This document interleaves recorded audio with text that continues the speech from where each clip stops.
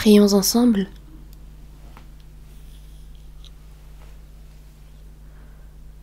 Dieu notre Père, toi qui nous aimes, qui es saint et qui est miséricordieux, nous vivons loin de toi dans notre péché, mais tu as eu compassion de nous et Jésus est mort à notre place. Il a versé son sang précieux et nous a lavés par ce sang, afin que nous ne recevions plus jamais le jugement.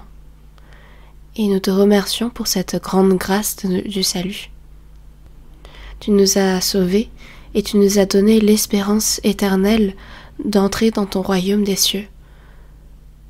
Et c'est pourquoi nous te rendons grâce et nous te louons pour cela. Aujourd'hui, en cette heure même, nous nous sommes réunis pour apprendre ta parole, pour pouvoir te louer davantage et pour entrer en communion en ton nom. Et en cette heure même, nous savons et nous croyons en ce que tu es avec nous. Veille sur chacun d'entre nous et soutiens chacun d'entre nous par ta grâce. Et s'il y a des frères et sœurs présents entre nous qui sont dans la faiblesse, soutiens-les, fortifie-les, afin que aucun d'entre nous ne tombe dans la foi et ne s'éloigne du troupeau. Et nous prions pour toutes les églises, pour tous les frères et sœurs dans ce monde qui œuvrent pour ton évangile. Garde-les dans ta parole, afin qu'ils prêchent avec encore plus d'ardeur et de courage ton évangile, et que l'œuvre du salut soit davantage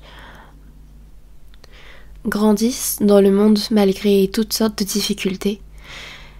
Et malgré la difficulté, malgré les maladies, garde-nous, protège-nous et soutiens-nous afin que nous puissions prêcher avec toujours plus de force ton évangile.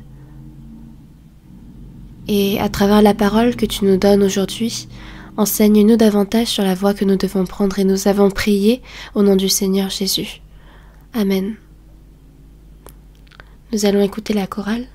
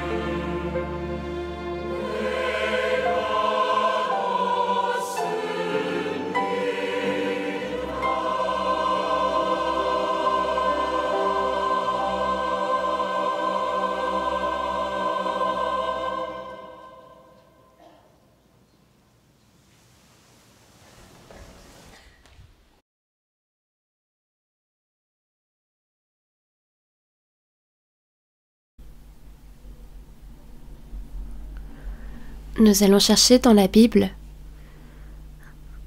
dans Exode chapitre 4.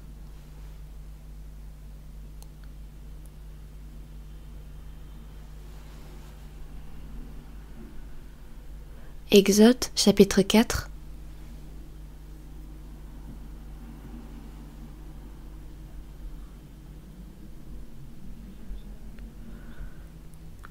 C'est du verset 22 au 23.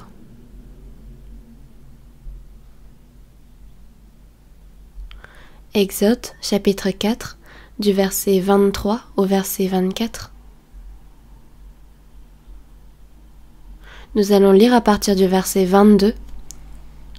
Tu diras à Pharaon, ainsi parle l'Éternel, Israël est mon fils, mon premier-né. Je te dis, laisse aller mon fils pour qu'il me serve.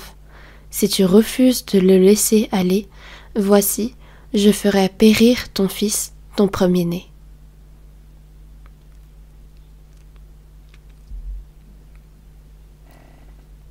Donc on va lire jusqu'ici.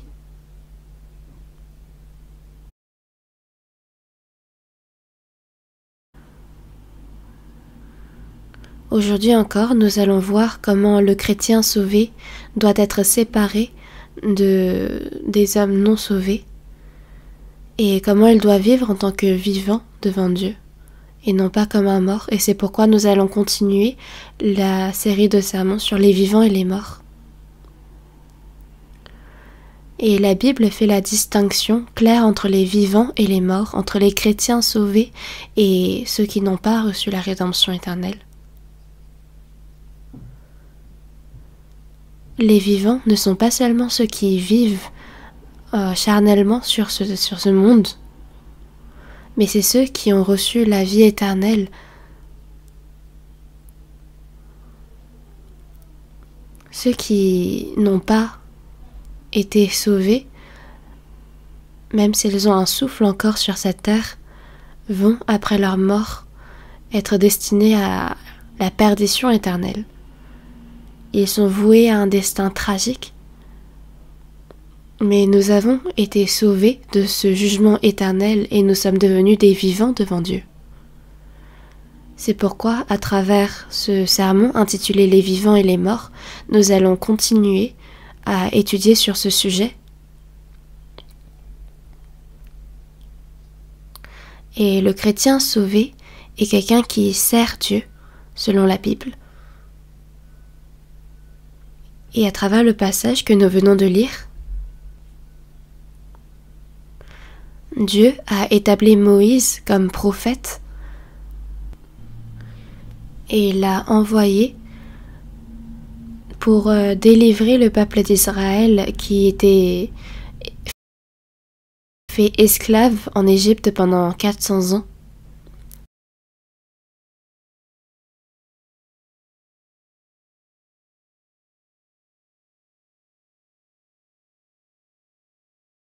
Il l'a envoyé pour dire à Pharaon qu'Israël est mon fils, mon premier-né. Le fait que Dieu ait dit d'Israël comme étant son fils, son premier-né, c'est que plus tard, il y aurait Jésus-Christ et les autres personnes sauvées. Et ça faisait allusion à ça quand il disait « Israël est mon fils, mon premier-né ». Le premier-né est le premier fils au milieu de tous les fils dans la maison. Il a une particularité, c'est qu'il peut hériter de son père et il a aussi la responsabilité d'obéir à son père en premier. Dieu a dit du peuple d'Israël qu'il était son premier-né et c'est pourquoi il faisait allusion au fait qu'Israël allait hériter de lui. Le peuple d'Israël a été béni par Dieu. Il a été choisi pour recevoir son alliance et sa bénédiction. C'était la même promesse que Dieu avait faite à Abraham sur Canaan. Canaan était une terre déserte et dévastée, mais elle a été transformée en une terre riche et fertile.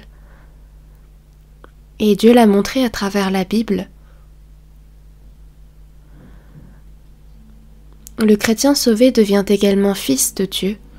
Et dans Romains chapitre 8, versets 16 et 17, il est dit aussi héritier, héritier de Dieu et co-héritier de Christ. Si on devient héritier de Dieu, on devient également co-héritier de Christ. Et c'est héritier de quoi? Du royaume de Dieu. Ainsi, le royaume de Dieu devient mien également, et nous recevons ensemble avec Christ la gloire de Dieu. Nous avons été promis le royaume de Dieu comme héritage, et également la promesse de partager la gloire de Christ. Mais ensemble, nous avons également la responsabilité de partager la souffrance avec Christ.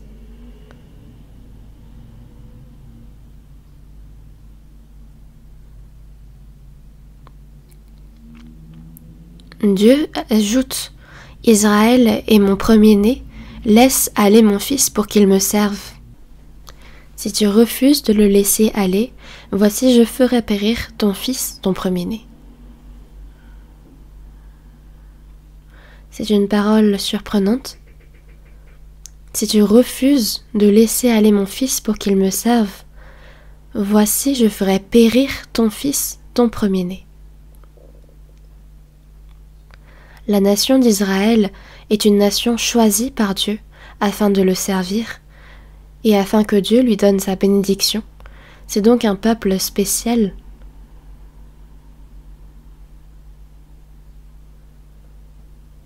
Et c'est cette nation d'Israël qui, afin d'échapper à la famine, est descendue en Égypte et durant toutes ces années s'est éloignée de Dieu pour servir les idoles d'Égypte.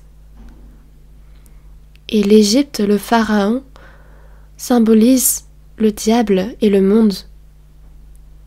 Et au lieu de recevoir la bénédiction de Dieu, ils sont restés en Égypte pour construire leurs idoles, pour servir leurs idoles et Pharaon. C'était une vie d'esclave, remplie de souffrances pendant 400 ans. Et cette vie symbolise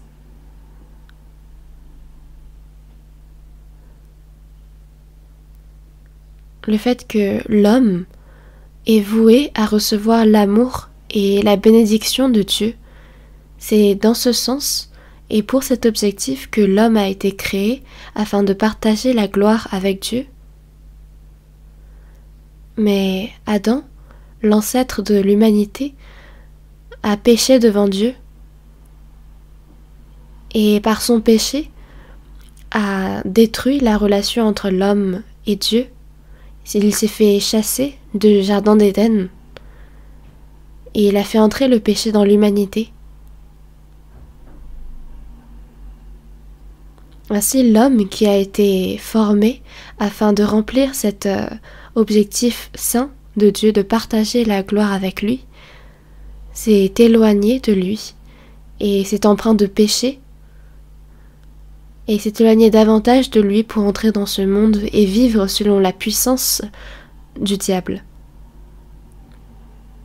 Et c'est représenté comme Israël qui a vécu une vie d'esclave pendant 400 ans en Égypte.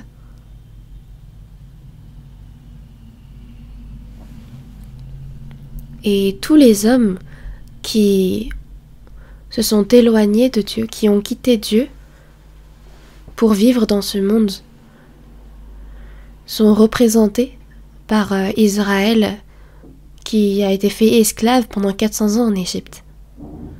Mais Dieu ne les a pas laissés seuls dans leur souffrance, mais il les a délivrés des mains de Pharaon qui les faisait souffrir.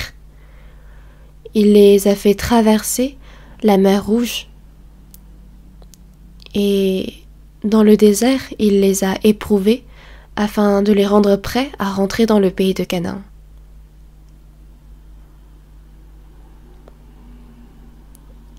Et de même, à travers Jésus-Christ, Dieu nous a sauvés, et à travers le désert, les souffrances qu'il nous donne, il nous éprouve afin de nous rendre parfaits pour entrer dans le royaume éternel.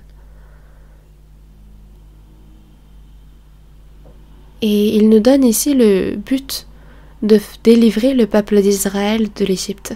« Laisse aller mon fils pour qu'il me serve. »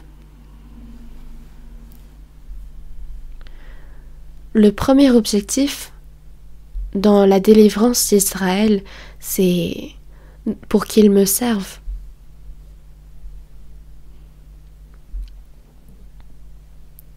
Dieu a ainsi délivré le peuple d'Israël depuis l'Égypte. Il les a fait traverser le désert et leur a donné la terre promise finalement.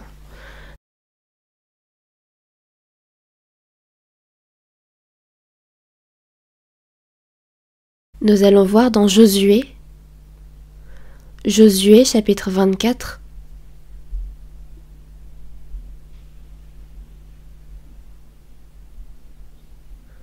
Josué chapitre 24, verset 14.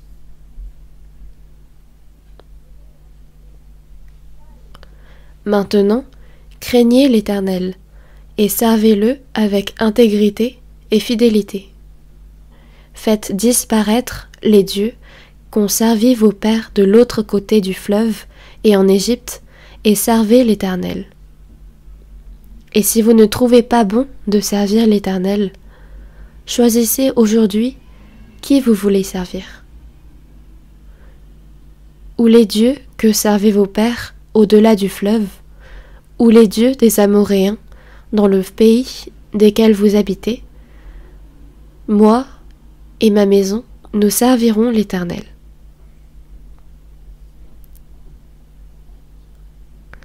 Verset 16. Le peuple répondit et dit : Loin de nous la pensée d'abandonner l'Éternel et de servir d'autres dieux. Car l'Éternel est notre Dieu, c'est lui qui nous a fait sortir du pays d'Égypte, de la maison de servitude, nous et nos pères. C'est lui qui a opéré sous nos yeux ces grands prodiges et qui nous a gardés pendant toute la route que nous avons suivie et parmi tous les peuples au milieu desquels nous avons passé. Dieu a fait sortir le peuple d'Israël de l'Égypte et il les a aidés à chasser les peuples de Canaan de leur terre promise. Et c'est à ce moment-là que Josué s'adresse au peuple. Choisissez qui vous voulez servir. Il y a beaucoup d'idoles en Égypte. Il le savait bien. Et le peuple d'Israël avait choisi de servir les idoles d'Égypte. Et même pendant que Moïse était sur le mont Sinaï, le peuple avait choisi de se construire un veau d'or pour le servir.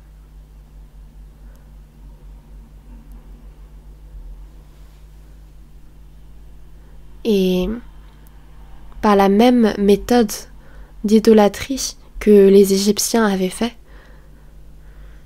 ils ont construit ce veau d'or et ils ont dansé autour, ils se sont prosternés devant. Et Moïse s'est écrié que ceux qui servent l'Éternel s'avancent, et il y a eu la tribu de Lévi qui s'est avancée, et il leur a ordonné de tuer tous ses frères au nom de Dieu, car ses frères avaient commis le péché de l'idolâtrie. Ils s'étaient prosternés devant des idoles. Et parce qu'ils n'avaient pas l'habitude de servir Dieu, et parce qu'ils avaient l'habitude au contraire de servir et de se prosterner devant des idoles en Égypte, ils ont choisi de se prosterner devant ce veau d'or. Et à la moindre difficulté, à la moindre occasion, ils se tournent vers d'autres dieux et ils se lamentent contre Dieu. Et Moïse, c'est à l'entrée du pays de Canaan, en le voyant au loin seulement, qu'il est mort. Josué a pris le relais. Il a conduit le peuple d'Israël dans la terre de Canaan et il a mené la bataille pour chasser les peuples de Canaan. Et il s'adresse au peuple. Dieu nous a sauvés. Et maintenant, il nous faut choisir. Choisissez aujourd'hui qui vous voulez servir. Car le premier objectif, pourquoi Dieu a délivré le peuple d'Israël, était pour qu'il le serve.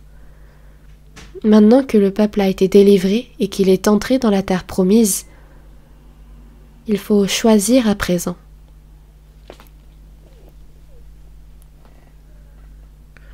Et ici on parle des dieux que servaient nos pères au-delà du fleuve. Il y avait Térak, le père d'Abraham, qui était déjà idolâtre à cette époque. Il servait d'autres dieux. Ou les dieux que servaient vos pères au-delà du fleuve. Ou les dieux des Amoréens dans le pays desquels vous habitez. Ne serait-il pas temps pour vous de jeter tous ces dieux, de les délaisser? Parce que ce sont des dieux que vos pères servaient au-delà du fleuve. Au-delà du fleuve, c'est l'endroit où on a construit la tour de Babel. C'est là où le père d'Abraham avait commis l'idolâtrie, ou encore les idolâtries qu'on avait commis en Égypte, ou encore les divinités que les peuples de Canaan servaient. Mais maintenant, choisissez aujourd'hui qui vous voulez servir. Moi et ma maison, nous servirons l'Éternel. C'est une parole très importante. Et il en va de même pour l'objectif dans lequel Dieu nous a sauvés, nous. Parce que nous ne connaissions pas Dieu avant et nous vivions dans l'emprise du diable. Nous vivions pour notre propre chair dans cette terre maudite. Nous vivions éloignés de Dieu et à cela il ne nous reste plus qu'un destin tragique, plein de souffrance. Mais Dieu nous a sauvés. Et pour nos pécheurs, Jésus-Christ est mort sur la croix et a versé son sang précieux. Il nous a délivrés de notre perdition éternelle et il nous a permis d'entrer dans le royaume éternel. Et à travers sa parole, il nous éprouve et il nous rend prêts et parfaits afin d'entrer dans son royaume. Et à nous, il adresse cette même parole. Choisissez aujourd'hui qui vous voulez servir. Avant notre salut, même si nous avons pu servir d'autres dieux, commettre l'idolâtrie, c'était parce que nous vivions sous l'emprise du diable. Dans Éphésiens chapitre 2 verset 1, il est dit « Vous étiez morts par vos offenses et par vos péchés. » Selon la puissance, le prince de la puissance de l'air. Donc nous suivions le diable. Et encore nous vivions autrefois selon les convoitises de notre chair, accomplissant les volontés de la chair et de nos pensées. Le diable met en avant en nous notre chair afin que nous vivions seulement pour elle nous vivions tellement éloignés de Dieu, nous étions voués à être jugés. Nous étions par nature des enfants de colère. Seulement Dieu a eu pitié de nous et il nous a sauvés par sa grâce. Et maintenant, ne serait-il pas normal que nous devions le servir? Choisissez aujourd'hui qui vous voulez servir. Si vous ne voulez pas servir Dieu, alors tant pis. Mais Josué ici a donné un choix au peuple d'Israël. Il en va de même pour au jardin d'Éden. Quand Dieu a dit de ne pas manger du fruit de l'arbre de la connaissance du bien et du mal, mais il a quand même donné le choix à Adam et à Ève d'obéir à sa parole ou non.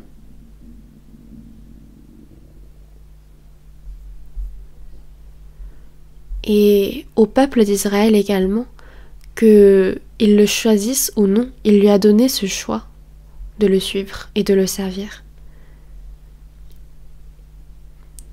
Et quoi qu'il a permis au diable, au serpent, de tester Ève et Adam, il a quand même donné ce libre choix de le servir ou non. Et aujourd'hui encore,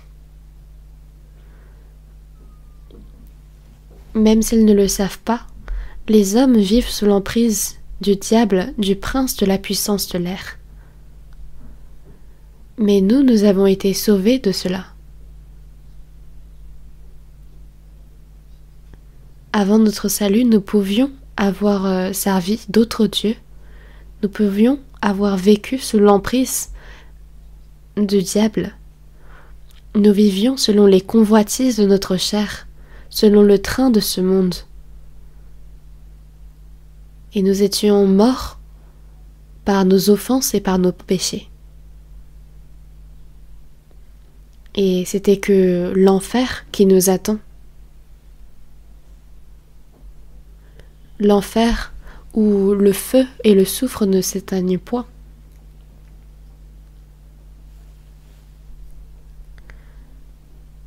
Mais parce que, en nous, il nous reste cette nature pécheresse, malgré le fait que nous sommes nés de nouveau, nous avons ce risque de servir d'autres dieux. Et Dieu nous dit de choisir qui nous voulions servir. Soit nous rendons grâce et nous servons Dieu pour nous avoir sauvés de ce destin tragique, ou alors nous continuons à vivre selon les convoitises de notre chair en accomplissant les volontés de la chair et de nos pensées.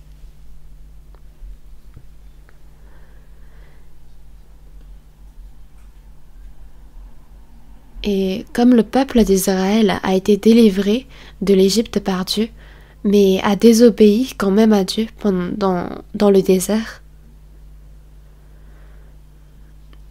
nous avons vu comment Israël a reçu toute la malédiction parce qu'il avait désobéi à la parole de Dieu. Nous avons vu comment Israël a reçu tout plein de souffrances pendant toute l'histoire de l'humanité pour avoir désobéi à Dieu. Et il en va de même pour le chrétien sauvé. Même s'il ne peut plus entrer en enfer, il lui attend une grande punition, un grand châtiment pour le chrétien sauvé qui décide de désobéir à Dieu. Nous sommes des fils bien-aimés de Dieu et nous sommes également premiers-nés. Premier-nés, ça veut dire que nous avons cette responsabilité de servir Dieu en premier, de lui obéir en premier. Et une personne sauvée doit choisir Dieu. Dans Exode chapitre 12, quand Dieu parle de faire périr les premiers-nés en Égypte, il a réellement fait périr ses premiers-nés. Il n'y avait aucune maison où il n'y eut un mort. Mais quand on y réfléchit bien, c'était seulement les premiers-nés d'Égypte qui étaient morts. Mais c'était les premiers-nés qui pour autant avaient péché. Le premier-né ici, il faut bien y penser. C'est celui qui reçoit l'héritage. Mais l'héritage de l'Égypte, c'est un héritage de péché.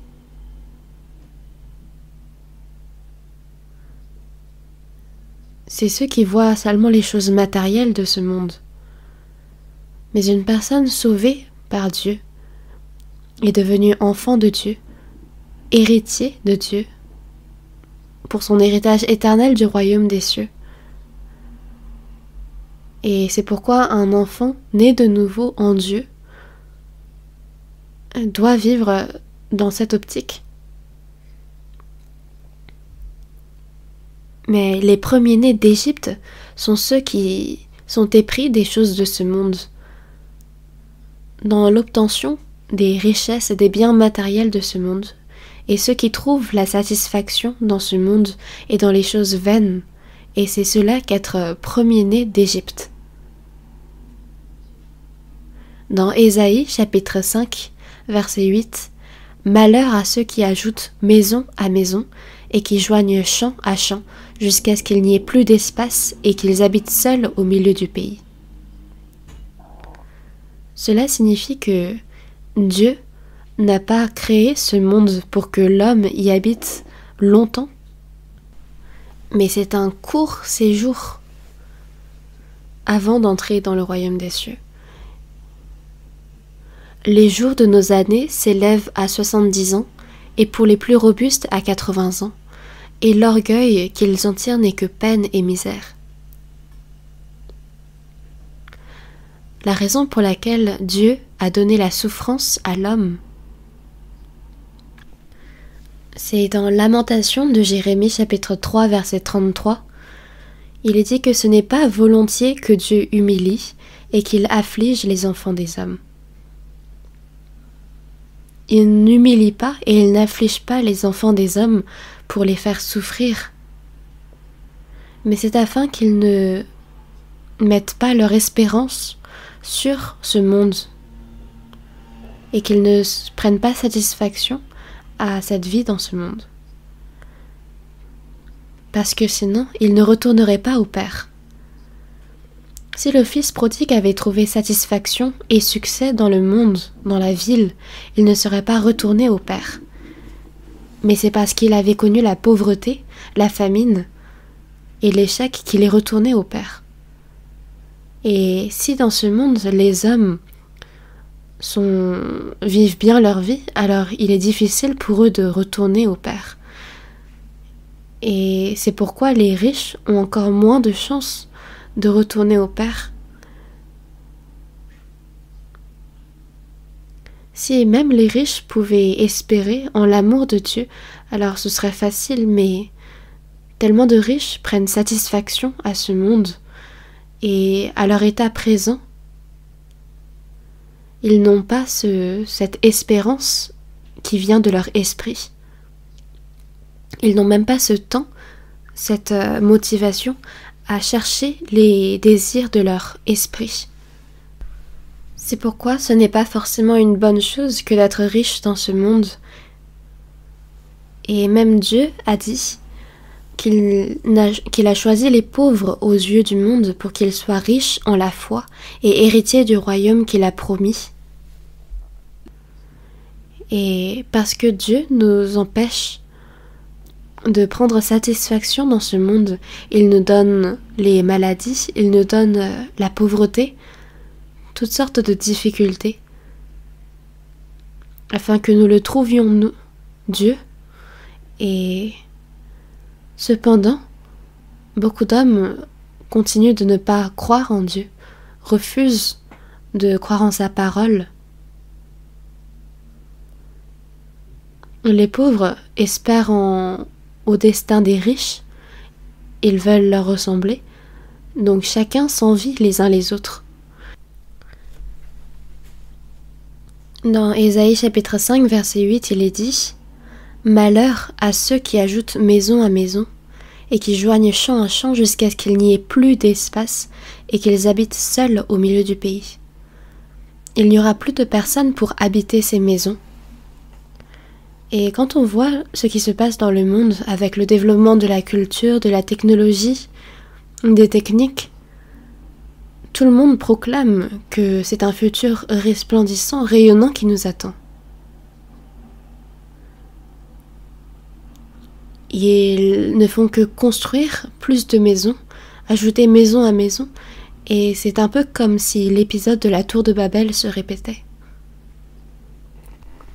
Dans 1 Thessaloniciens, chapitre 5, verset 3, « Quand les hommes diront paix et sûreté », quand ils diront que le monde est pacifique, que le monde est sûr, alors une ruine soudaine les surprendra, comme les douleurs de l'enfantement surprennent la femme enceinte, et ils n'échapperont point. Et juste en tenant compte cette arme nucléaire qui peut faire périr ce monde plus de 100 fois par le feu, on peut imaginer quel sera le jugement par le feu qui attend ce monde. Et dans Ésaïe, chapitre 50, verset 11, il est dit « Voici, vous tous qui allumez un feu, et qui êtes armés de torches, allez au milieu de votre feu et de vos torches s'enflammer. » C'est eux-mêmes qui sont entrés dans leur propre feu. Insensé, cette nuit même, ton âme te sera redemandée. Dieu, en voyant l'homme s'autodétruire, il leur dit « insensé ». Et tu te dis vivre longtemps. Nous, en tant que chrétiens sauvés, nous ne devons plus retourner dans cette... Nous ne devons plus être insensés. Nous ne sommes plus de ce monde et nous ne devons plus aimer les choses de ce monde. N'aimez point le monde ni les choses qui sont dans le monde, car tout ce qui est dans le monde, la convoitise de la chair, la convoitise des yeux et l'orgueil de la vie, ne vient point du Père mais vient du monde. C'est l'œuvre du diable, et si les hommes se laissent prendre par le piège du diable, c'est l'enfer qui les attend. Et même nous, les chrétiens sauvés, si on suit ces choses, qu'est-ce qui devient de nous ? Il y a quelqu'un qui a fait une histoire intéressante. Il y avait une jeune demoiselle qui devait se marier et il y avait 2 candidats. Il y en avait un qui était riche mais qui était laid et un autre était si beau d'apparence, seulement il était pauvre. C'est pourquoi elle s'est mise à douter. Si je me marie avec cet homme riche, alors je vivrai bien, dans le confort. Mais en même temps, si je choisis de me marier avec ce bel homme, alors je vivrai sûrement dans la pauvreté. Et elle en est arrivée à cette décision. Elle irait manger chez l'homme riche et ensuite elle irait dormir avec le bel homme. Mais est-ce que c'est possible ? 2 n'est pas possible. Dans Matthieu chapitre 6 verset 24, « Nul ne peut servir 2 maîtres. » Vous ne pouvez servir Dieu et Mammon. On ne peut servir Dieu et les biens matériels. Car où il haïra l'un et aimera l'autre. Est-ce qu'on pourrait haïr Dieu, nous qui ont été sauvés par sa grâce ? Donc à l'homme, il y a cette question importante. Quand Dieu a fait frapper de fléau tous les premiers-nés d'Égypte, la nuit de la Pâque, il a tué tous les premiers-nés d'Égypte. Mais concernant les premiers-nés du peuple hébreu, ils ont reçu cette protection du sang des agneaux sur les portes. Et il est dit dans Exode chapitre 12 verset 13, « Le sang vous servira de signe sur les maisons où vous serez. Je verrai le sang et je passerai par-dessus vous. » Et c'est pourquoi le peuple d'Israël avait mis du sang sur les portes de leur maison. Et la plaie ne les a pas frappés. Donc le sang n'est pas vu par ceux qui sont à l'intérieur de cette maison, mais ils sont vus à l'extérieur, donc par Dieu.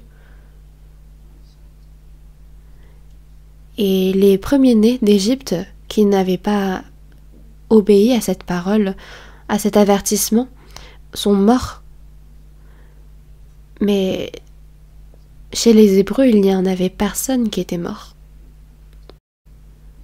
Et donc la même nuit où les premiers-nés d'Égypte sont morts, les premiers-nés du peuple d'Israël ont reçu la protection. À ce moment-là, nous pouvons comprendre que même nous, quand nous avons reçu le salut, le premier-né d'Égypte en nous est mort. L'homme qui était dans les mains de ce monde, qui appartenait à ce monde, est mort quand je suis né de nouveau en Dieu. C'est pourquoi l'un d'entre nous doit mourir. Et dans Matthieu chapitre 24 versets 38 et 39, « Car dans les jours qui précédèrent le déluge, les hommes mangeaient et buvaient, se mariaient et mariaient leurs enfants, jusqu'au jour où Noé entra dans l'arche, et ils ne se doutèrent de rien, jusqu'à ce que le déluge vînt et les emporta tous. » Et quand on regarde cette parole, on peut se poser la question, pourquoi la Bible est-elle écrite ainsi?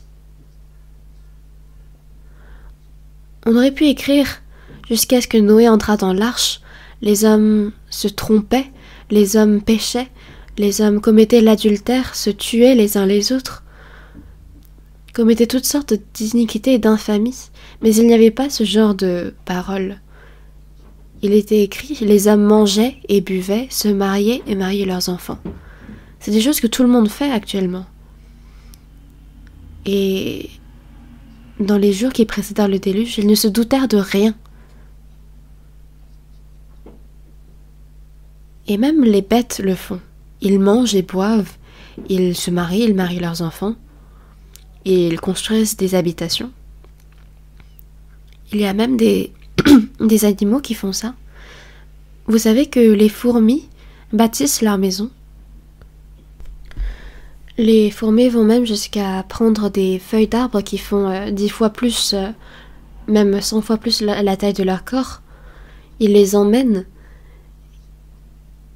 et ils les emmènent dans leur fourmilière pour faire de la culture de champignons. Ils sont vraiment incroyables. Et quand les hommes mangent, boivent, ils se marient et marient leurs enfants. Et quand on va en Afrique, les fourmilières font même plus des dizaines de mètres de hauteur. Et cette terre qu'ils accumulent par leurs efforts, ils font plusieurs mètres de hauteur dans la fourmilière. C'est comme l'Empire State Building que les hommes construisent. Donc que ce soit les bêtes ou les hommes, tout le monde mange, boit, se marie et marie leurs enfants. Et c'est cela que d'être premier-né d'Égypte. Ils n'ont aucun souci vis-à-vis de Dieu. Et moi, avant d'être sauvé, j'étais premier-né en Égypte. J'étais mort aux yeux de Dieu. Et dans Romains chapitre 6, verset 11, « Ainsi vous-même regardez-vous comme mort au péché. » J'étais mort au péché dans ce monde.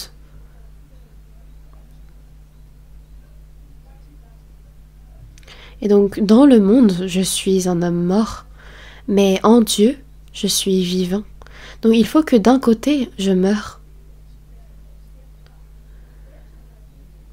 Il ne faut pas que le premier-né d'Israël vive et que le premier-né d'Égypte vive également. Ça ne marche pas ainsi. L'objectif pour lequel Dieu nous a sauvés, c'est pour qu'on le serve. Nous sommes ses premiers-nés, ses fils. Et être premier-né, c'est de Dieu, c'est de le servir. Les cadets, les benjamins peuvent aller vivre loin, vivre comme bon leur semble, mais le premier-né, lui, vit à proximité des parents. Il vit sous leur aile afin d'obtenir l'héritage de ses parents et également la responsabilité de les servir. Dans Matthieu chapitre 4 verset 10, c'était avant que Jésus commence l'œuvre du salut sur cette terre. Jésus a été rempli du Saint-Esprit et il a jeûné. Et après son jeûne, il a reçu la tentation de Satan. Satan qui lui a montré tout le royaume, toute la gloire qu'il lui donne, qui lui est réservée. Et en fait, c'était le royaume que Dieu avait confié à Adam lors de la création du jardin d'Éden. Mais Adam, par son péché, a légué cet héritage à Satan. Et Satan le réévoque devant Jésus. Et lui dit, de toute façon, ça sert à quoi si tu meurs pour sauver les gens? Si toi tu peux y entrer seul, alors cela suffirait, n'est-ce pas? Juste le temps d'un clin d'œil, juste le temps de fermer les yeux devant Dieu, il est possible d'avoir tout ce que Satan propose de lui offrir. Mais Jésus, lui, dit « Retire-toi, Satan, car il est écrit, tu adoreras le Seigneur ton Dieu et tu le serviras lui seul. » Satan s'est ainsi retiré parce que la troisième tentation était soit de servir les autres choses, les choses autres que Dieu, ou de le servir Dieu seul.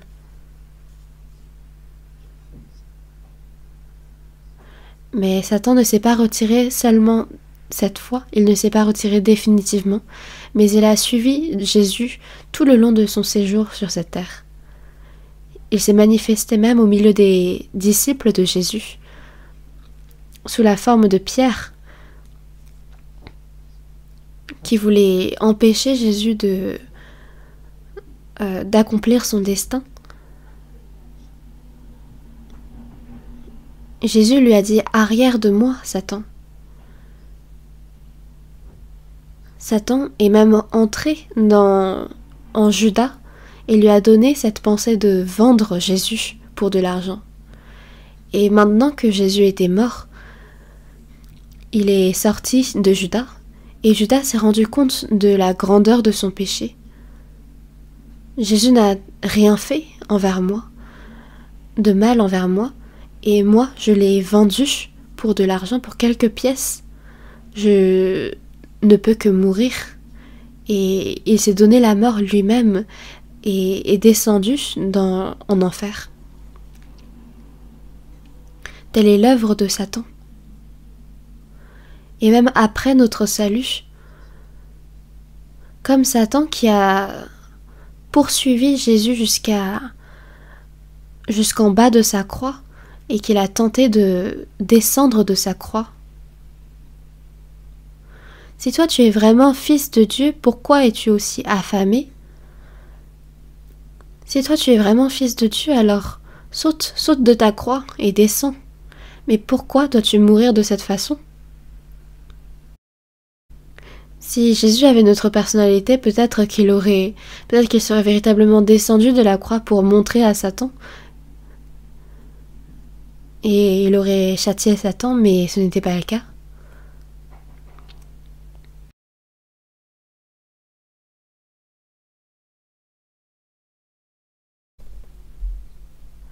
Nous allons voir ensemble 1 Samuel, 1 Samuel chapitre 12.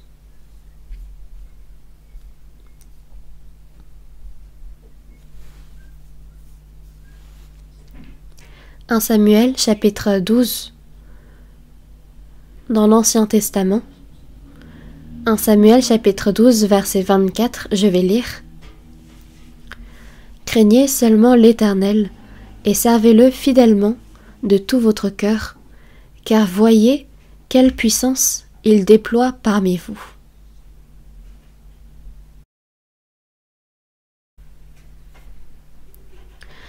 Samuel s'adresse au peuple d'Israël.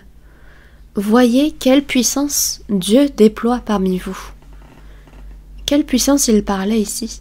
C'était de la puissance par laquelle Dieu a fait sortir le peuple d'Israël de l'Égypte, comment il l'a conduit dans le désert, et toute la grâce ensuite qu'il a déployée pour eux. Il a choisi le peuple d'Israël parmi toutes les nations de ce monde. Et voyez ainsi quelle puissance il déploie parmi vous. Craignez seulement l'Éternel, servez-le fidèlement de tout votre cœur. Et donc quand nous voyons cette parole, quel cœur avons-nous? Jésus est mort sur la croix pour nos péchés, à notre place. Il nous a pardonnés éternellement, afin que nous ne soyons plus sous l'emprise de Satan, sous l'emprise de la mort. C'est une tellement grande œuvre qu'il a faite pour nous. Et cette œuvre-là, voyons quelle puissance il déploie parmi nous. Craignez seulement l'Éternel et servez-le fidèlement de tout votre cœur. Et dans Psaume chapitre 66, verset 16, il est dit « Et je raconterai ce qu'il a fait à mon âme. » Je raconterai ce qu'il a fait à mon âme. C'est cela qu'il faut raconter. Les grands bienfaits que Dieu a fait envers moi, c'est de rendre grâce à ça et de servir Dieu de tout mon cœur. C'est cela qui est bon de faire, qui est correct. Les parents ont tellement fait d'efforts, ont fait tellement de sacrifices pour élever leurs enfants. Et les enfants, il y en a certains qui se plaignent et qui s'écrient « Mais qu'est-ce que tu as fait pour moi ?» Alors que les parents ont élevé leurs enfants toutes ces années, ceux-ci leur disent « Mais qu'est-ce que vous avez fait pour moi ?» C'est vraiment ingrat. En fait, c'est vraiment évident que l'enfant soit reconnaissant envers ses parents pour l'avoir élevé. C'est juste une chose évidente que de rendre grâce et d'essayer de rendre les bienfaits de ses parents envers moi. Mais est-ce qu'on pourrait être capable de rendre ne serait-ce qu'à 1/10 de tout ce que Dieu a fait pour moi? Les parents ont fait toutes sortes de sacrifices pour élever leurs enfants, et l'amour de Dieu ne peut être exprimé en mots. Comment rendrais-je à l'Éternel tous ses bienfaits envers moi? Après notre salut, ce n'est plus pour moi-même, mais c'est un temps qui nous est accordé sur cette terre pour rendre à l'Éternel tous ses bienfaits envers moi. Et qu'est-ce que Jésus a dit de ça? Dans Matthieu chapitre 20, verset 28, « C'est ainsi que le Fils de l'homme est venu, non pour être servi, mais pour servir et donner sa vie comme la rançon de plusieurs. » C'est la parole du Seigneur. Je ne suis pas venu pour être servi, mais pour servir. C'est lui qui a créé les cieux et la terre, qui domine sur l'univers tout entier, qui domine sur l'humanité. C'est lui qui s'est fait homme. Et il n'est pas venu pour être servi, mais pour servir et donner sa vie comme la rançon de plusieurs. Il est allé jusqu'à mourir, et c'est de servir.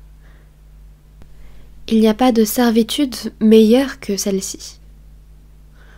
Dans Luc chapitre 22 verset 27, Jésus dit « Car quel est le plus grand, celui qui est à table ou celui qui sert? N'est-ce pas celui qui est à table? C'est le Seigneur qui est à table et le serviteur le sert. » Et qu'est-ce que Jésus dit? « Et moi cependant je suis au milieu de vous comme celui qui sert. » Ce sont les disciples qui sont à table et Jésus les sert. Dans Jean chapitre 13, verset 13 au verset 17, Jésus a lavé les pieds de ses disciples. C'était la veille de sa crucifixion sur la croix. Et vous avez vu cette illustration, ce dessin célèbre? Je compte en installer un sur quelque part, tellement il est bien. Jésus s'était mis à genoux, il avait ceint ses reins, et il s'était mis à laver les pieds de ses disciples, une tâche qui était destinée aux serviteurs.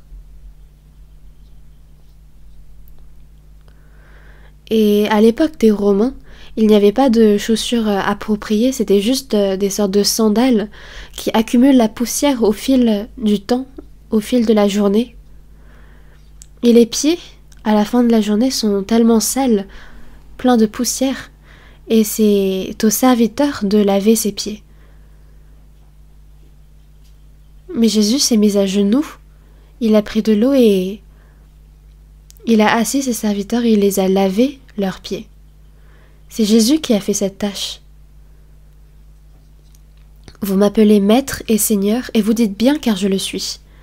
Si donc je vous ai lavé les pieds, moi, le Seigneur et le Maître, vous devez aussi vous laver les pieds les uns aux autres.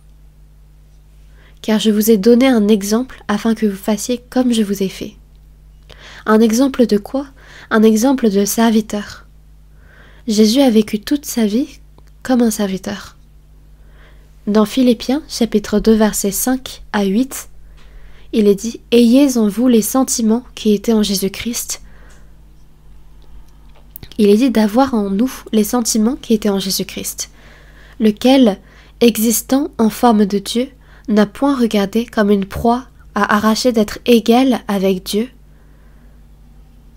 Il a abandonné cette gloire de Dieu, mais il s'est dépouillé lui-même, en prenant une forme de serviteur, en devenant semblable aux hommes, et ayant paru comme un simple homme, il s'est humilié lui-même, se rendant obéissant jusqu'à la mort.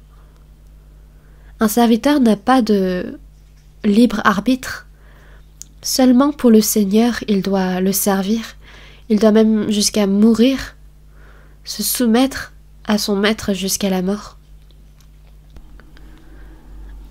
C'est secondairement que Jésus nous a sauvés de nos péchés. Mais premièrement, il s'est humilié, il s'est soumis à Dieu. Il s'est soumis même jusqu'à mourir sur la croix. Dans Matthieu chapitre 26, verset 39, quand Jésus adresse cette dernière prière à Gethsémanée, il dit « Mon Père, s'il est possible, que cette coupe s'éloigne de moi. » C'est une coupe de colère envers toute l'humanité qui a péché contre le Père. Et la souffrance sur la croix est la pire souffrance qui existe dans ce monde. Et Jésus était tellement fatigué qu'il s'était endormi quand il avait pris la barque avec ses disciples. Jésus a longtemps été affamé et il a cette même chair faible et fragile qui le faisait souffrir. Et c'est avec ce corps-là qu'il a enduré la souffrance de la croix, la pire souffrance. Il existe d'autres châtiments, d'autres exécutions de mort qui permettent de mourir sans souffrance, comme la guillotine ou encore le tir par balle. Mais au temps des Romains, c'était vraiment la pire exécution avec souffrance. Jésus s'était fait battre de verges. Il a porté sa propre croix jusqu'au lieu de Golgotha, jusqu'au lieu du crâne. et il s'est fait crucifier sur la croix. Il a perdu tout son sang. Il a souffert la pire humiliation et la pire souffrance que l'homme pouvait connaître. Il a tout enduré. Et c'est cette prière qu'il avait faite à ce sujet. « Mon Père, s'il est possible que cette coupe s'éloigne de moi. Toutefois, non pas ce que je veux, mais ce que tu veux. » Et quand il faisait cette prière, il y avait des sueurs mêlées à du sang qui ruisselait sur son visage. Tellement sa prière était ardente, tellement il priait avec force, que même un ange lui apparut du ciel pour le fortifier, pour lui dire courage. Cette prière qui déterminait son sort de mourir sur la croix était si difficile.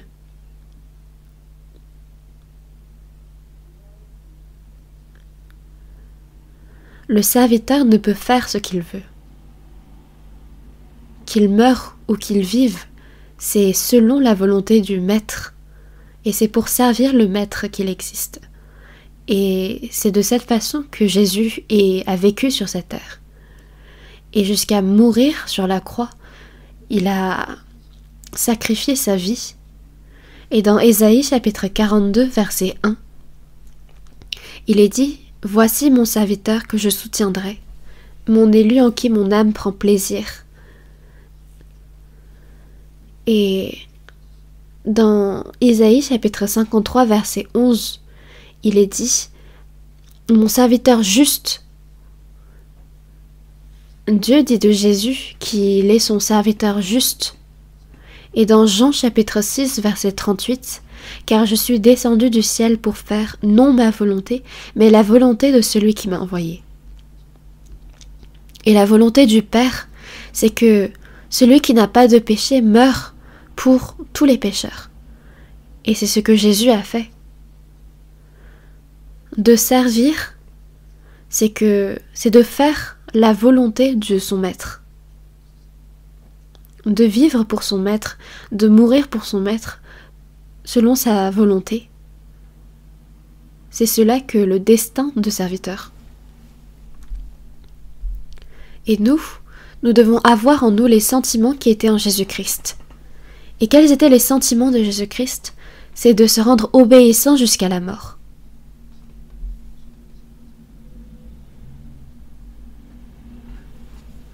Tout ce que Jésus a fait, c'était pour nous montrer un exemple. Dans Galates chapitre 4, verset 19, il est dit « Mes enfants, pour qui j'éprouve de nouveau les douleurs de l'enfantement, jusqu'à ce que Christ soit formé en vous. » Les gens de Galate, même s'ils ont reçu le salut, n'ont pas adopté ces sentiments de Christ. Et l'apôtre Paul avait tellement fait de sacrifices pour le salut de l'église de Galate, que ce soit l'église de Galate, l'église de Corinthiens, il éprouve de nouveau les douleurs de l'enfantement jusqu'à ce que la personne de Christ, son cœur, soit formé en nous. Parce que quand Christ est formé en nous, alors on devient des chrétiens qui lui ressemblent de plus en plus. Et c'est pourquoi dans 1 Jean chapitre 2 verset 6, il est dit « Celui qui dit qu'il demeure en lui doit marcher aussi comme il a marché lui-même. » On a reçu l'amour du Seigneur, on a reçu le pardon, la grâce du Seigneur, on a reçu son esprit en nous, alors ne devrions-nous pas marcher également comme il a marché? Ne devrions-nous pas servir comme il a servi? N'est-ce pas? Dans 2 Corinthiens chapitre 5 verset 15, « Et qu'il est mort pour tous, afin que ceux qui vivent ne vivent plus pour eux-mêmes. Mais Dieu, le Seigneur, est mort pour nous. Et par cette mort, il nous a fait vivre, afin que nous ne vivions plus pour nous-mêmes, mais pour celui qui est mort et ressuscité pour eux. » Quel est l'objectif pour lequel Jésus est mort pour nous? C'est afin que nous ne vivions plus pour nous-mêmes, mais pour celui qui est mort et ressuscité pour eux. De vivre pour le Seigneur, c'est de servir le Seigneur. Et c'est pourquoi dans Romains chapitre 14, versets 7 et 8, il est dit « En effet, nul de nous ne vit pour lui-même, et nul ne meurt pour lui-même. » Qui est nous ici? C'est nous les personnes sauvées. Maintenant, nul de nous ne vit pour lui-même, nul ne meurt pour lui-même, car si nous vivons pour le Seigneur, et si nous mourrons pour le Seigneur. Soit donc que nous vivions, soit que nous mourions, nous sommes au Seigneur. Dans 1 Corinthiens chapitre 6, versets 19 et 20, il est dit « Ne savez-vous pas que vous ne vous appartenez point à vous-même, car vous avez été rachetés à un grand prix. » Nous avons été rachetés à un grand prix, notre corps, notre esprit, notre âme. Ils n'appartiennent plus à moi, mais à Dieu. C'est pourquoi Dieu fait comme bon te semble. Soit donc que nous vivions, soit que nous mourions, nous sommes au Seigneur. Car Christ est mort, et il a vécu, afin de dominer sur les morts et sur les vivants. Dieu, par sa mort et sa résurrection, nous a donné la vie éternelle. Nous avons également reçu son esprit en nous. Et si nous avons reçu toutes ces choses, alors ne devrions-nous pas, en premier, le servir comme un serviteur? Jésus est venu comme serviteur sur ce monde. Et nous ne voulons pas faire la même chose. Nous voulons toujours sans cesse être servis par les hommes. Il y a même des gens à l'église également qui souhaitent être servis, mais il faut se rabaisser, s'abaisser, et encore.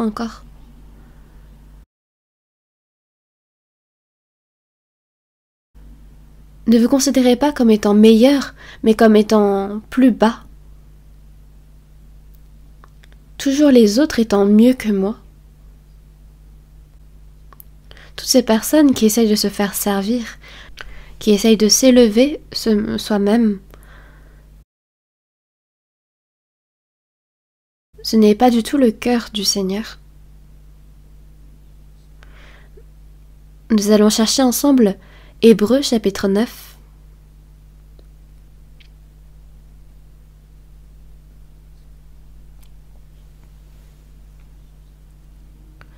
Hébreux chapitre 9, verset 14.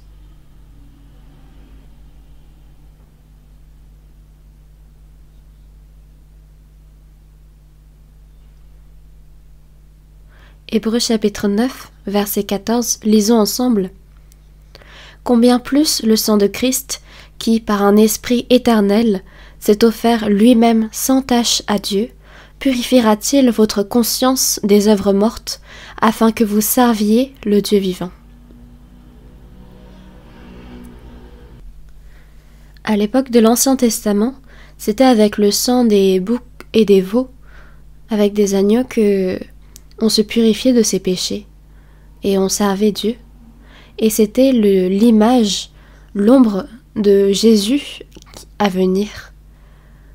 Il marquait combien plus le sang de Christ, qui par un esprit éternel s'est offert lui-même sans tache à Dieu. Il s'est offert lui-même sans tache à Dieu. Jésus est saint, et il n'a aucune tache, aucun péché devant Dieu. Et par son sang précieux, son sang saint, il purifiera notre conscience des œuvres mortes. Avant d'être sauvés, nous étions morts par nos péchés, par nos offenses et par nos iniquités. Notre conscience même était morte. Mais, de par notre conscience des œuvres mortes, il n'y a que le sang précieux de Christ qui peut nous rendre purs. Veux-tu briser du péché le pouvoir? La force est en Christ, la force est en Christ. C'est dans ton cœur tu veux le recevoir, la force est dans le sang de Christ. Le sang de Christ rend pur mon cœur, mais également mon esprit, mon âme. Combien plus le sang de Christ purifiera-t-il notre conscience des œuvres mortes afin que vous serviez le Dieu vivant? Et nous qui avons reçu ce sang précieux de Dieu, nous devons bien évidemment servir le Dieu vivant. C'est cela notre objectif. Nous avons reçu le salut, mais nous ne voulons tout de même pas servir Dieu. C'est comme des enfants qui ont été élevés dans les sacrifices et dans les efforts, dans l'amour des parents, mais qui demeurent ingrats envers eux. On se sent trahi, n'est-ce pas? Et quand on lit la parole, il nous faut également nous examiner nous-mêmes pour voir si nous ne sommes pas des enfants ingrats. Et même la raison pour laquelle nous devons nous purifier, nous devons continuer d'apprendre la parole et de nous examiner nous-mêmes, de nous rendre saints, c'est afin de servir Dieu, c'est afin de louer Dieu. Donc une vie d'obéissance est une vie de servitude envers Dieu. Et c'est pour cette vie-là que Dieu nous a sauvés. Et c'est pourquoi Paul, l'apôtre Paul dit dans Romains chapitre 1 verset 1, Paul, serviteur de Jésus-Christ. Et dans Galates chapitre 1 verset 10, il dit également « Et maintenant est-ce la faveur des hommes que je désire ou celle de Dieu ?» Si je plaisais encore aux hommes, je ne serais pas serviteur de Christ. Et à cette époque encore, être serviteur, c'est d'être acheté par quelqu'un par de l'argent. C'est d'être esclave. Mais d'être esclave, serviteur de Christ, c'est d'être racheté. Et Christ l'a été pour Dieu. Et l'apôtre Paul également, en vivant parmi les Romains, ne l'a pas oublié. Est-ce la faveur des hommes que je désire ou celle de Dieu? Est-ce que je cherche à plaire aux hommes? Non. Premièrement, c'est de plaire à Dieu. Car si je plaisais encore aux hommes, je ne serais pas serviteur de Christ. Comment pourrais-je faire plaisir à mon Dieu qui m'a sauvé? Et c'est pourquoi dans 2 Corinthiens chapitre 5 verset 9, il est dit « C'est pour cela aussi que nous nous efforçons de lui être agréables, soit que nous demeurions dans ce corps, soit que nous le quittions. » Ce n'est pas d'être agréable à soi-même. Même Jésus également a dit la même chose, mais c'est d'être agréable à Dieu. Et nous qui sommes sauvés, nous ne devons plus vivre pour être agréables à qui que ce soit, mais pour Dieu. Et l'apôtre Paul disait « Selon ma ferme attente et mon espérance que je n'aurai honte de rien, mais que maintenant, comme toujours, Christ sera glorifié dans mon corps avec une pleine assurance, soit par ma vie, soit par ma mort. » C'est vraiment l'attitude de quelqu'un qui sert. Et nous ne devons pas oublier également que nous sommes serviteurs.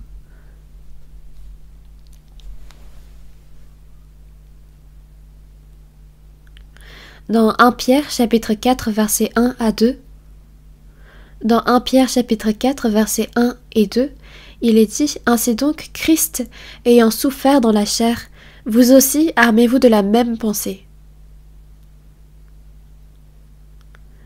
Christ a souffert dans la chair, et nous aussi nous devons nous armer de cette même pensée. Et une vie d'obéissance est une vie remplie de souffrance. Et nous devons nous armer de cette même pensée. Car celui qui a souffert dans la chair en a fini avec le péché. Une personne qui a souffert dans la chair ne peut continuer à pécher. Donc qui pêche, c'est celui qui refuse de souffrir. Comment est-ce qu'une personne qui accepte de souffrir pour le Seigneur peut continuer à pécher? Et ne créez pas d'excuses, ne dites pas comment est-ce possible de ne pas pécher. Mais celui qui a souffert dans la chair en a fini avec le péché. Afin de vivre non plus selon les convoitises des hommes, mais selon la volonté de Dieu, pendant le temps qu'il lui reste à vivre dans la chair. Une personne née de nouveau en Dieu doit vivre à présent selon la volonté de Dieu. Elle en a fini avec le péché. Est-ce que c'est seulement les hommes spéciaux qui peuvent le faire? Non, c'est une chose évidente à tous. Dans Luc chapitre 17, versets 7 à 10, Jésus dit: « Qui de vous, ayant un serviteur qui laboure ou paie les troupeaux ?» Donc toute la journée, il y a un serviteur qui laboure et qui paie les troupeaux. Et quand il revient des champs, est-ce qu'il y a un maître qui lui dit « Approche vite et mets-toi à table » ?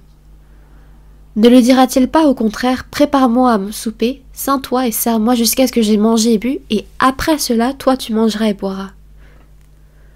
Alors que le serviteur a travaillé pendant toute la journée, pour le maître, il a labouré, pour le maître, il a paissé les troupeaux,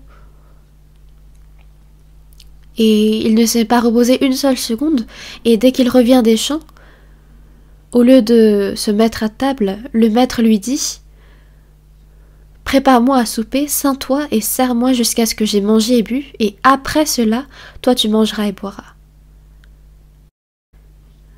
Et qu'est-ce que le serviteur répondrait ? « Toi tu t'en fais trop. Est-ce que tu ne sais pas à quel point on est fatigué, à quel point on fait des efforts? Laisse-nous nous reposer. Toi tu mangeras ta nourriture et moi la mienne. » Est-ce qu'elle répond ainsi? Le serviteur, bien que c'est important de labourer et de paître les troupeaux du Seigneur, il n'est qu'évident pour lui de faire les œuvres du Seigneur, car c'est son rôle de servir le Maître. Et c'est notre rôle à nous également de servir Dieu dans son Église, de faire le service, de faire plusieurs choses, mais l'important c'est de servir Dieu le Seigneur, de lui faire le plus plaisir.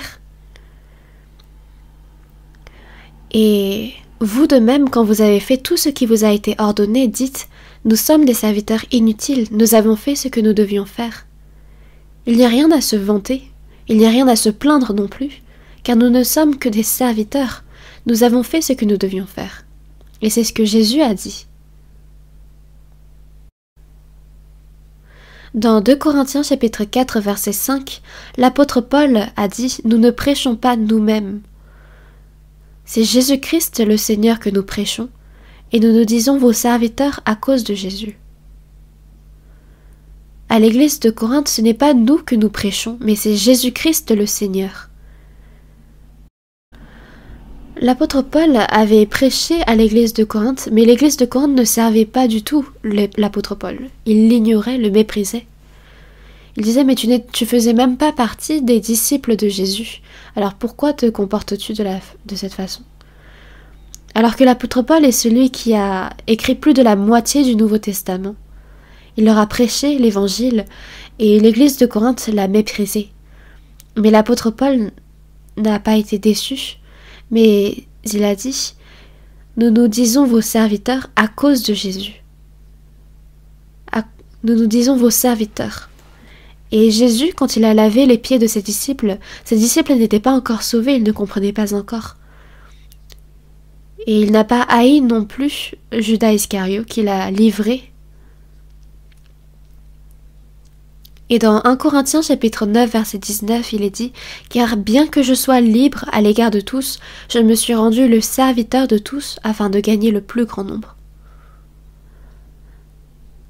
L'apôtre Paul est à l'égard de tous libre, mais il s'est rendu lui-même serviteur de tous. Serviteur. Comme si tous étaient ses maîtres. Pourquoi? C'est afin que quelques autres puissent être sauvés, afin de gagner le plus grand nombre. Et quand j'entends les témoignages des pasteurs au Japon, il est tellement difficile de prêcher la parole aux Japonais. Pendant la Covid, comme il y avait plein de monde qui retournait à leur pays natal, il y avait des séismes également, n'est-ce pas? Il y avait plein de personnes qui retournaient à leur pays natal. Et il y a une certaine personne japonaise qui s'est adressée à un pasteur et qui leur disait « Et toi, tu ne retournerais pas ?» Et le pasteur a répondu « Mais c'est pour prêcher l'évangile que je suis ici, donc je ne retournerai pas. » Et la personne insiste quelque temps après, « Mais vous ne retournez toujours pas ?» Et le pasteur dit « Non, je resterai. » Et la personne a été touchée par cette détermination, et il a été curieux de savoir pourquoi il était aussi déterminé, et finalement il a pu recevoir le salut. Nous sommes arrivés à un point où si nous ne nous montrons pas nous-mêmes comme étant des serviteurs, il devient difficile de sauver des âmes. Et quand on les voit évangéliser au Japon, donc ils disent bienvenue, et ils les servent vraiment comme étant des serviteurs. C'est vraiment l'attitude de celui qui sert. Et l'apôtre Paul, lui, s'est rendu serviteur de tous afin de gagner le plus grand nombre, ne serait-ce que quelques personnes encore. Il s'est rendu serviteur de tous. Et si une personne qui essaye d'évangéliser tout en voulant être servie par les autres ne pourra pas évangéliser? Dans 2 Pierre, chapitre 2, verset 19, il est dit « Car chacun est esclave de ce qui a triomphé de lui ». Donc, si, à l'issue de la bataille, la personne a perdu, alors elle devient esclave de celui qui a triomphé de lui. Notre vie de foi est une bataille, une lutte contre le péché. Mais si nous perdons contre le péché, nous devenons esclaves du péché. Nous devenons esclaves de Satan. Et nous devenons esclaves de notre chair si nous perdons contre elle. Dans 1 Corinthiens, chapitre 7, verset 23, « Vous avez été rachetés à un grand prix. Ne devenez pas esclaves des hommes. Vous avez été rachetés à un grand prix. Ne devenez pas esclaves des hommes, vous les chrétiens. » Nous ne sommes pas esclaves de notre chair, parce que si nous vivons selon les convoitises de notre chair, alors nous devenons esclaves de notre chair. Car chacun est esclave de ce qui a triomphé de lui. Dans Romains chapitre 6, verset 22, « Mais maintenant, étant affranchis du péché et devenus esclaves de Dieu, vous avez pour fruit la sainteté et pour fin la vie éternelle. » Autrefois nous étions esclaves du péché, et maintenant nous sommes devenus esclaves de Dieu. Dans Romains chapitre 12, verset 11, « Ayez du zèle. » Essayons de réciter ensemble. « Ayez du zèle et non de la paresse.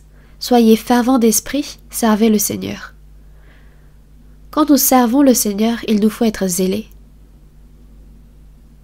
Le serviteur doit être zélé, il ne peut être paresseux, faire la grasse matinée. C'est impossible, il faut qu'il soit zélé, ne pas être paresseux. Il faut qu'il se frappe sa chair pour ne pas être paresseux. Il doit être fervent d'esprit pour servir le Seigneur. Et quand on sert le Seigneur, il faut être fervent et non pas être paresseux. Que ce soit pour prêcher son évangile, pour faire le service à l'Église, pour faire toute œuvre, tout ce que vous faites, faites-le de bon cœur, comme pour le Seigneur et non pour des hommes. Sachant que vous recevrez du Seigneur l'héritage pour récompense. Servez Christ le Seigneur. Dans Colossiens chapitre 3, verset 23, il est dit « Tout ce que vous faites, faites-le non pour des hommes, mais pour le Seigneur. » Que ce soit à la maison ou au travail, ne le faites pas seulement pour être vu des hommes. Il dit non pas seulement sous leurs yeux, comme pour plaire aux hommes, mais comme des serviteurs de Christ, sachant que vous recevrez du Seigneur l'héritage pour récompense. Si nous ne recevons pas une récompense suffisante comparée au sacrifice de la part des hommes, alors c'est Dieu qui va nous récompenser directement. Servez Christ, le Seigneur. À la maison, la femme pour son mari, le mari pour sa femme, les enfants pour ses parents, les parents pour ses enfants. Chacun pour servir le Seigneur. C'est avec ce cœur que, à l'église, au travail, on vit. Servez Christ le Seigneur. Nous allons voir ensemble Éphésiens chapitre 6. Éphésiens chapitre 6, versets 6 et 7. Je vais lire. Non pas seulement sous leurs yeux, comme pour plaire aux hommes, mais comme des serviteurs de Christ qui font de bon cœur la volonté de Dieu. Servez-les avec empressement, comme servant le Seigneur et non des hommes. Verset 8. Sachant que chacun, soit esclave, soit libre, recevra du Seigneur selon ce qu'il aura fait de bien. Non pas seulement sous leurs yeux, mais comme des serviteurs de Christ, non pas seulement sous leurs yeux comme pour plaire aux hommes, mais comme des serviteurs de Christ qui font de bon cœur la volonté de Dieu. Servez-les avec empressement comme servant le Seigneur. Faire de bon cœur et non pas avec un cœur amer. Et quand on sert le Seigneur, il faut le faire avec un bon cœur. Que ce soit pour nettoyer à l'église, que ce soit pour faire le service, pour toute autre chose. C'est de servir le Seigneur. Comme servant le Seigneur et non des hommes, sachant que chacun, soit esclave, soit libre, recevra du Seigneur selon ce qu'il aura fait de bien.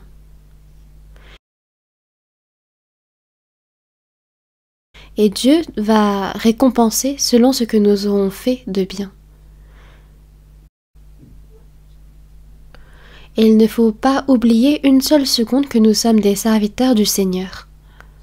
Et dans Romains chapitre 14 verset 18, il est dit « Celui qui sert Christ de cette manière est agréable à Dieu et approuvé des hommes. » Celui qui sert Christ est agréable à Dieu. Dieu prend plaisir à lui. Et encore, dans Romains chapitre 16, verset 18,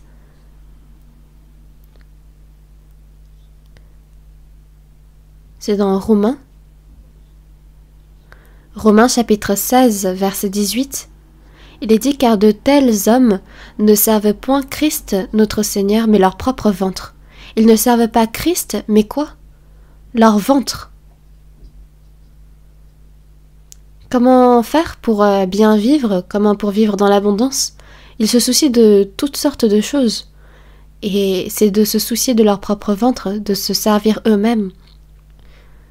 Mais ce ne doit pas être le cas. Nous devons servir le Seigneur. Et non pas pour notre satisfaction. Et encore dans Galates chapitre 5 verset 13, « Frères, vous avez été appelés à la liberté. Seulement ne faites pas de cette liberté un prétexte de vivre selon la chair, mais rendez-vous par la charité serviteurs les uns des autres. » Nous avons la liberté. Nous avons eu la liberté depuis le péché.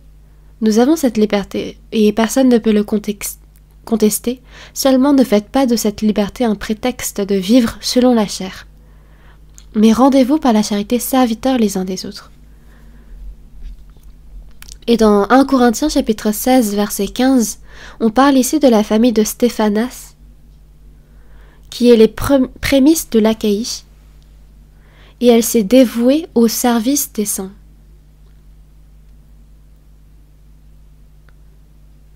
Et j'étais allée visiter une famille, et il était écrit sur le frigo en gros, une famille qui s'est dévouée au service des saints.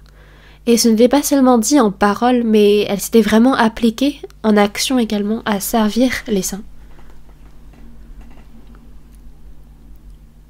Et à chaque fois que les saints s'y rendent pour visiter cette famille, elle prépare toutes sortes de bonnes choses à manger, toutes sortes de préparations. Et c'était vraiment mot pour mot une famille qui s'était dévouée au service des saints. C'était vraiment une famille magnifique à voir, admirable, et même maintenant, elle se dévoue, elle continue à se dévouer.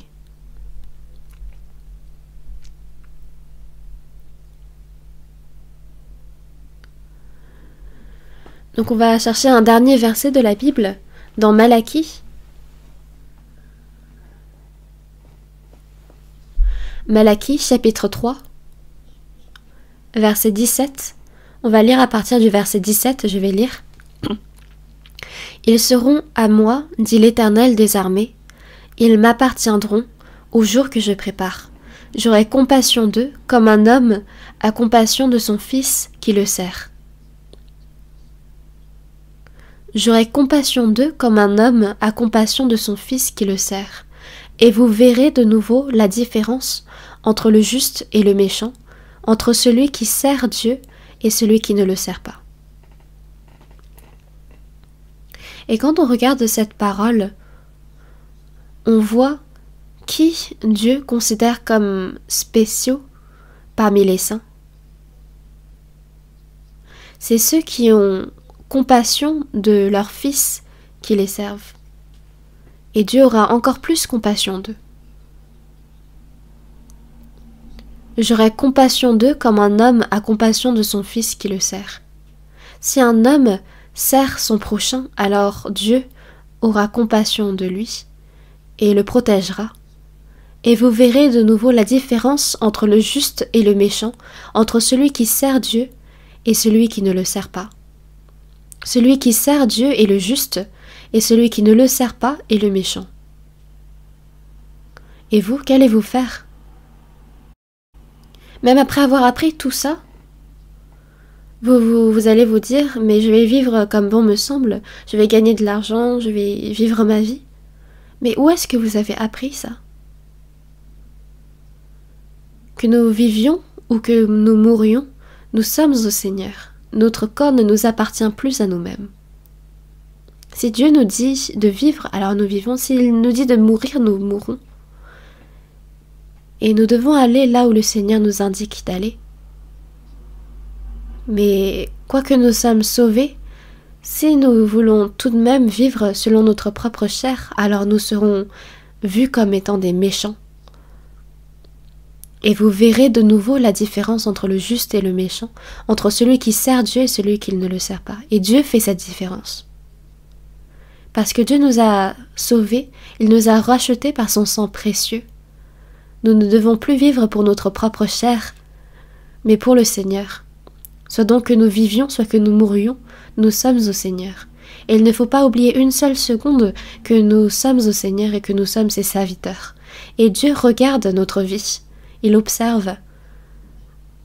Et si nous le servons, alors nous serons précieux, honorés aux yeux du Père. Et c'est pourquoi nous ne devons pas oublier quel est l'objectif derrière notre salut. Dieu nous a tellement aimés, et si nous oublions ne serait-ce qu'une seconde de son amour, alors nous sommes des traîtres de son amour. Et nous devons vivre une vie qui rend gloire à Dieu, au Seigneur. Prions ensemble. Dieu notre Père qui est miséricordieux, nous vivions éloignés de toi et au milieu du péché, et par nos iniquités nous étions devenus ennemis de toi. Mais par ton sang précieux et par ta grande miséricorde, tu nous as sauvés, et donc notre corps, notre existence entière est à toi. Et aide-nous afin que nous puissions te servir toi et toi seul, et afin que toute notre vie soit offerte afin de te servir. Et ce monde ne devient que plus méchant et corrompu. Et sans ton aide, nous ne pouvons y vivre plus longtemps. Mais par ton Saint-Esprit et par ta grande puissance, tu nous fortifies et tu nous soutiens, afin de ne pas vivre désormais pour notre chair et pour les choses vaines de ce monde. Guide-nous et règne sur nous afin de nous guider et afin que nous ne puissions vivre qu'une vie de servitude envers toi. Et nous avons prié au nom du Seigneur Jésus. Amen.